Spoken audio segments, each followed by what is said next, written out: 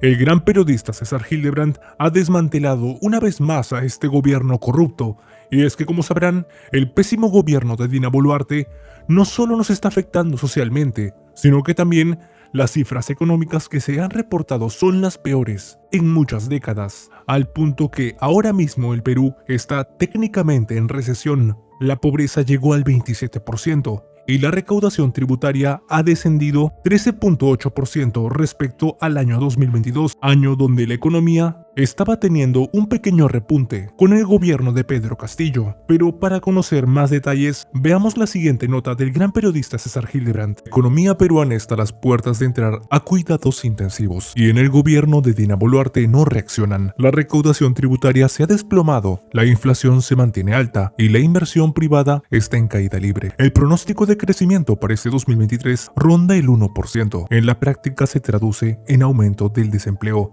y un ensañamiento con la pobreza. La ineficiencia de la administración Boluarte quedó registrada durante la plaga del dengue y las lluvias del ciclón del Yaku. Con agosto encima, las cifras del gasto público del 2023 ratifican lo que en marzo eran indicios. Ningún ministerio ha sido capaz de ejecutar el gasto previsto para los 6 primeros meses del año. En algunos casos, el asunto es dramático. El sector salud solo ha ejecutado el 18% de su presupuesto para inversiones. Educación, con un presupuesto de 4.500 millones de soles, apenas está en 29%. El Ministerio de Desarrollo Agrario y Riego ha ejecutado el 30%, Vivienda aparece con 25% de gasto y Transportes y Comunicaciones está al 40%. Las cifras son del portal de transparencia económica del MEF y están actualizadas. En tiempos de crisis, la inversión pública suele ser la palanca para dinamizar la economía, pero la gestión Boluarte está jalada. 38% es un nivel de ejecución promedio al cierre de julio. Los gobiernos regionales y locales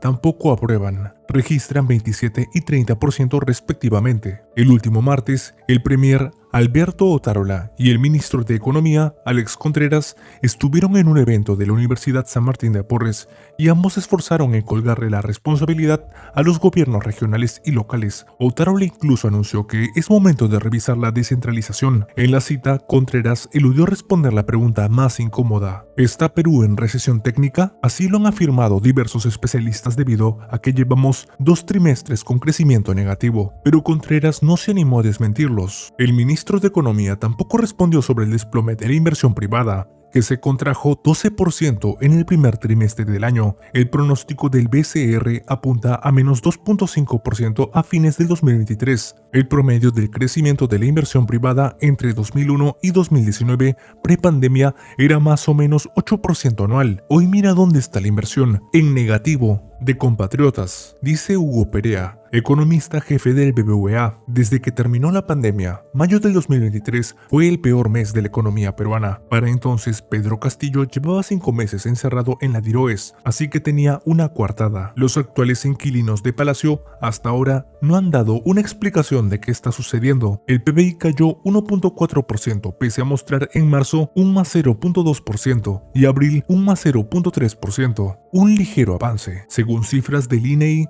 recientemente publicadas. En mayo el sector pesquero colapsó, registró menos 70.6% debido a la paralización de la temporada de captura de anchovetas por las altas temperaturas del mar, que está produciendo el niño costero que tenemos encima. La manufactura primaria en mayo marcó menos 29.7%, el sector de construcción cayó 11%, la agricultura registró menos 8.3%.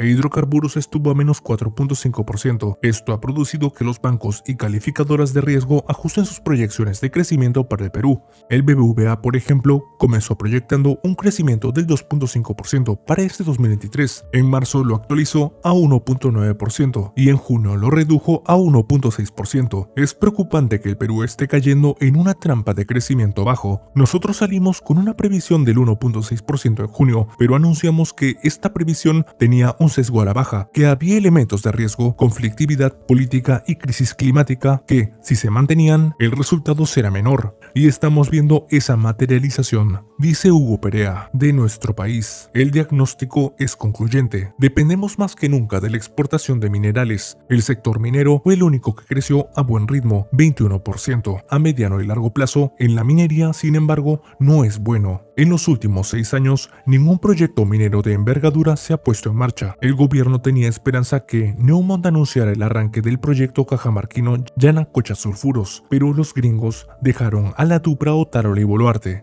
con los crespos hechos. Patearon el anuncio para julio del 2024. Yanacocha Sulfuros, que busca extraer oro y cobre, representa una inversión de 2.500 millones de dólares e iba a ser la palanca para generar confianza en los inversionistas. Los números en rojo en los distintos sectores han comenzado a pasar factura a la recaudación tributaria, caja de donde sale dinero para obras, planillas, compras y programas de reactivación. Según el último reporte de la SUNAT, en lo que va del año, la recaudación ha caído en 13.8% respecto al 2022. Nuestra economía ha entrado en una tormenta perfecta. Para el economista y profesor de la Universidad del Pacífico, Carlos Parodi, no hay duda de que nos amenaza un temporal de gran magnitud. Si le agregas el niño global y la desaceleración de China en el segundo trimestre, de hecho, sí, dice Parodi. Lo único que se ve bien es la reducción de la inflación, que no es igual a la reducción de precios, sino a que suba menos, y la estabilidad cambiaria. En mayo la inflación, según el BCR, se situó en 7.9%. La meta en el Perú es que esté por debajo del 3%, pero muestra un descenso escalonado desde junio del 2022, cuando se llegó a 8.8%. El tipo de cambio es quizá el único número en azul del que puede presumir la administración Boluarte. La semana pasada llegó a 3.58 soles, la cifra más baja en los últimos 2 años, pero el Ejecutivo no puede adjudicarse ningún tanto en el marcador porque no se trata de un mérito de los locales. La explicación es la caída del consumo en Estados Unidos. Sin crecimiento no hay creación de empleo, ni reducción de la pobreza.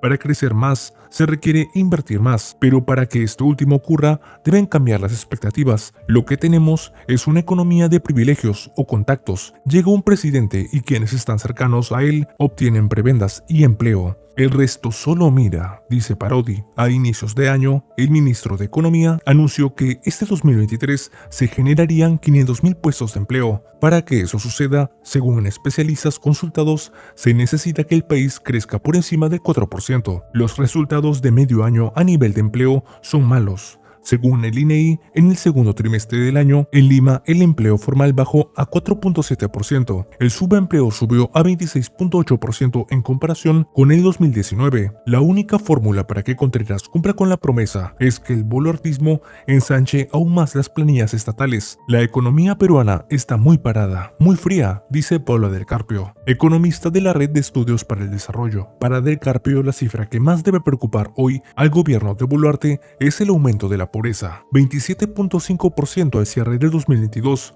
Esa es la gran preocupación. Tenemos problemas de seguridad alimentaria, hay personas que han dejado de comer o están comiendo menos de lo que requieren porque no les da la plata para pagar los alimentos y no hemos visto ninguna estrategia para combatir la pobreza urbana, que es el principal problema hoy, sostiene del Carpio. Según un estudio del economista Álvaro Monge de Macroconsult, la pobreza en el Perú podría haber llegado al 30%. Estos números van de la mano con lo que ocurre en el sector agrícola, que está padeciendo las consecuencias de la falta de urea. Eso sí, de absoluta responsabilidad de la ineptitud de Pedro Castillo y su combo. A la falta de fertilizantes se suma ahora los embates del Niño Costero, que agobia al campo con altas temperaturas, fuera de temporada y pestes de toda clase. En abril, la caída del sector fue del 20.2%, la cifra más alta de las últimas 3 décadas. Solo la cosecha de la papa, que es el segundo cultivo más importante del país después del arroz, cayó 35%. Lo que equivale a 420.000 toneladas menos. El gobierno de Dina Boluarte le ha prendido todas las velitas al programa, con Punche Perú, cuyos 2 tramos suman un presupuesto de 12.000 millones de soles.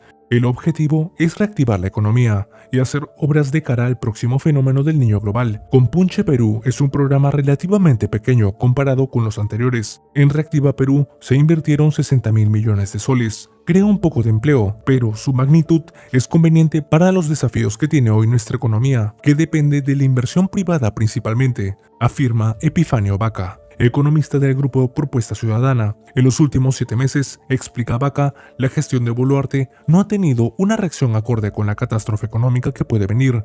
La incompetencia del gobierno de Pedro Castillo ha sido reemplazada por otra incompetencia, ahora de derecha. No ha mejorado la gestión y vemos decisiones incomprensibles como lo que está ocurriendo en el sector salud, comenta Vaca.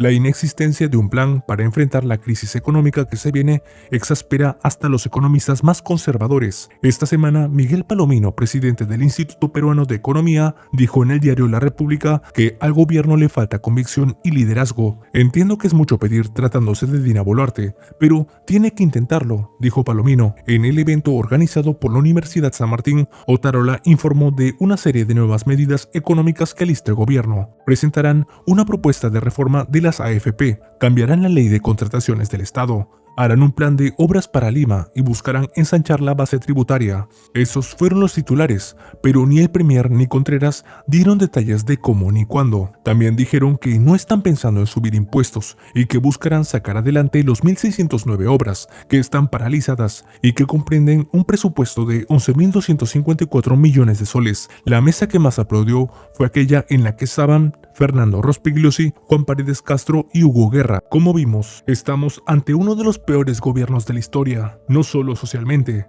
sino también económicamente. Y es que la corrupta de Dina Boluarte no está pensando en el beneficio del pueblo peruano, sino que su prioridad son los grandes empresarios y los grupos de poder. Es por ello que mientras siga este gobierno, nuestro país irá de mal en peor.